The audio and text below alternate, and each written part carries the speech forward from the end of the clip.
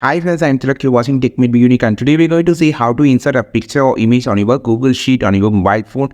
And if you're new to this channel, make sure to click on subscribe button below. We just quickly move on to the video. So how to insert a picture in Google Sheet mobile, just going to show in this video. So first of all, I just open a new document here. You can just add sheet if you just need it. And then you just need to click on any cell and click on the plus symbol on the top. Now you will see an option called image. Click on this image option. And here you will see these two options, image insert and image over the cell. You just need to click on the image over the cell. And now you can just create a photo directly from your camera or click on the film gallery, so you can just insert from your storage. So here I just selected the photo. You can just resize the photo if you just need it by clicking on the border of the arrow, and just you can just place wherever you just need it by like this. And this is how you just insert a photo or picture or image on your sheet on your Google Sheet mobile.